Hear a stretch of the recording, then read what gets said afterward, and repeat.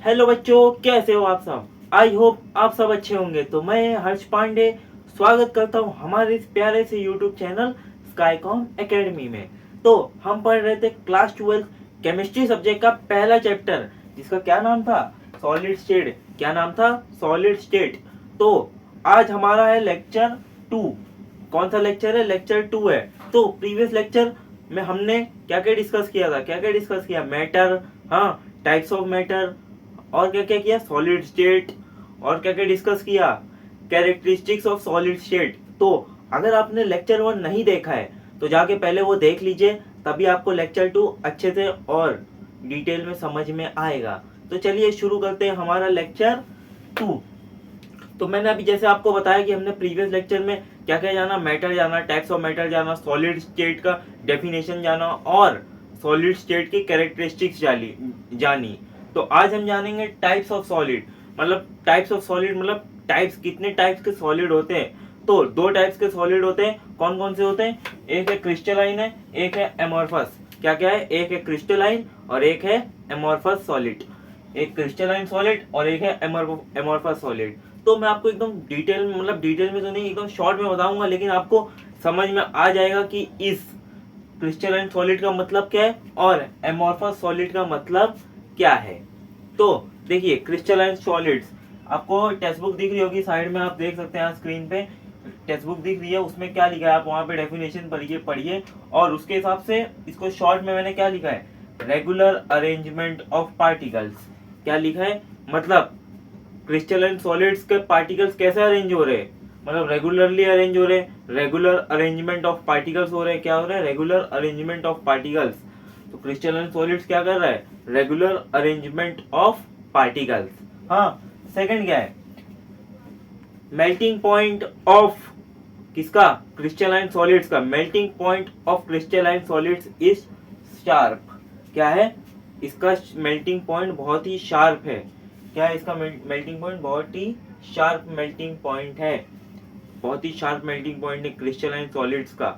तो इसके दो पॉइंट्स मैंने कंप्लीट कर दिए। कौन कौन से, एक ये रेगुलर अरेंज होता है, हाँ, एक ये रेगुलर अरेंज होता है, मतलब रेगुलर अरेंजमेंट ऑफ पार्टिकल्स होता है, और एक दूसरा क्या है, शार्प मेल्टिंग पॉइंट। और इसका एग्जांपल क्या है, NaCl, सोडियम क्लोराइड। क्या है, NaCl, सोडियम क्लोराइड।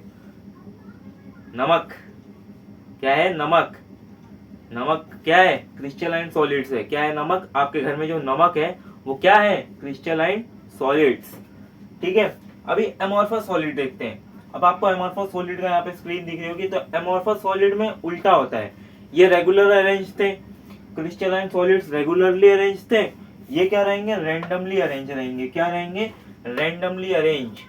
कैसे अरेंज रहेंगे, रैंडमली अरेंज रहेंगे। Crystalline solids are regular arrangement of particles and amorphous solids do the what do random arrangement of particles। ठीक है, समझ गए। और इसके क्या थे, क्रिस्टलाइन सॉलिड्स के शार्प मेल्टिंग पॉइंट थे और एमोर्फस के शार्प मेल्टिंग पॉइंट नहीं रहेंगे। सेकंड पॉइंट वही है, do not have sharp melting point. ठीक है, समझ गए। क्रिस्टलाइन सॉलिड्स में रेगुलर अरेंजमेंट ऑफ पार्टिकल्स है और शार्प मेल्टिंग पॉइंट है। एग्जाम्पल के तौर पे सोडियम क्लोराइड NaCl। एमोर्फस में रैंडमली अरेंज ऑफ पार्टिकल्स हैं और इनका शार्प मेल्टिंग पॉइंट नहीं है, do not have sharp melting point. इसका एग्जाम्पल, एमोर्फस सॉलिड का एग्जाम्पल आप मुझे बताएंगे टेक्स्ट बुक से पढ़ के।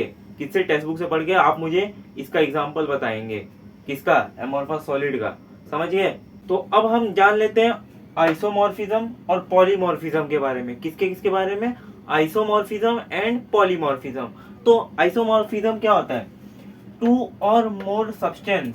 क्या है, दो से ज्यादा, टू या तो उससे ज्यादा सब्सटेंस जो सेम क्रिस्टल स्ट्रक्चर को बना रहे हैं, having the same crystal structure, मतलब एक ही क्रिस्टल स्ट्रक्चर रहेगा उसका, उसको क्या कहते हैं, आइसोमॉर्फिज्म। क्या कहते हैं, आइसोमॉर्फिज्म।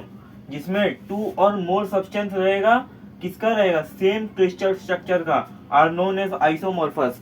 फॉर एग्जांपल, क्या example, for example NaF and MgO। For example by diagram से दिखाता हूं। ये देखिए, ये दो सब्सटेंस, मतलब ये दो सब्सटेंस एक ही सेम सेम क्या है उनका, सेम ही क्रिस्टल स्ट्रक्चर है, सेम ही है। To or more substance having the same crystal structure, यही सेम, उसको क्या कहते हैं, आइसोमॉर्फस। क्या कहते हैं, आइसोमॉर्फस। अभी पॉलीमॉर्फिज्म में देख लेते हैं। पॉलीमॉर्फिज्म, देखिए पॉलीमॉर्फिज्म में क्या है, a single substance that exist in two or more forms और crystalline structure are known as polymorphous. Sir समझा नहीं, अरे बता रहा हूं भैया। देखिए एक सिंगल सब्सटेंस अगर एग्जिस्ट कर रहा है, किस में एग्जिस्ट कर रहा है, दो से ज्यादा, टू या तो उससे ज्यादा फॉर्म में बना रहा है, क्या बना रहा है, स्ट्रक्चर्स बना रहा है, क्रिस्टलाइन स्ट्रक्चर्स को बना रहा है, तो उसको क्या कहते हैं, पॉलीमॉर्फस। क्या कहते हैं, पॉलीमॉर्फस। फिर से देख लीजिए क्या लिखा है, अ सिंगल सब्सटेंस, एक सिंगल सब्सटेंस क्या बना रहा है, टू और मोर फॉर्म्स बना रहा है, और क्या बना रहा है, क्रिस्टलाइन स्ट्रक्चर, मतलब दो या तो उससे ज्यादा क्रिस्टलाइन स्ट्रक्चर या फॉर्म्स बना रहा है, उसको कहते हैं पॉलीमॉर्फस। और आइसोमॉर्फस को क्या कहते हैं, टू मतलब दो सब्सटेंस, दो या उससे ज्यादा सब्सटेंस एक ही, कितना, एक ही क्रिस्टलाइन स्ट्रक्चर में है, मतलब उसको कहते हैं आइसोमॉर्फस। पॉली का मतलब होता है दो से, एक सिंगल सब्सटेंस बनाएगा, उसमें टू और मोर, मतलब सिंपल भाषा में मैं बता देता हूँ, ये अगर दो से एक बना रहा है, मतलब 2 in 1 बना रहा है, दो से एक बना रहा है, तो उसको आइसोमॉर्फिज्म कहते हैं। और जो एक से डबल कर रहा है, एक का डबल करता है, अनुराधा तेरी बहन है, एक का डबल ये है, क्या है, एक का डबल वाला पॉलीमॉर्फिज्म है, और दो को जो एक कर रहा है वो आइसोमॉर्फिज्म है। समझे, आइसोमॉर्फिज्म मतलब जो दो का एक कर रहा है, और पॉलीमॉर्फिज्म जो एक का डबल कर रहा है। सो आई होप आज का लेक्चर वीडियो आपको अच्छे से समझा होगा, जिसमें हमने क्या क्या डिस्कस किया, क्या क्या किया डिस्कस, रिकॉल करो, मैं बताता हूँ। क्रिस्टलाइन सॉलिड्स किया डिस्कस, टाइप्स ऑफ सॉलिड में क्रिस्टलाइन सॉलिड्स, एमॉर्फस सॉलिड, फिर हमारा आइसोमॉर्फिज्म एंड पॉलीमॉर्फिज्म। तो ये 4 टॉपिक्स हमने अच्छे से और डिटेल में डिस्कस कर लिए, जिसमें आपको पूरा कंसेप्ट एकदम क्लियरली समझ में आ जाएगा। तो मिलते हैं हम आपसे जल्दी नेक्स्ट लेक्चर वीडियो में, तब तक के लिए बाय बाय, जय हिंद, जय भारत। वीडियो को लाइक, सब्सक्राइब, शेयर करना मत भूलना। Bye bye.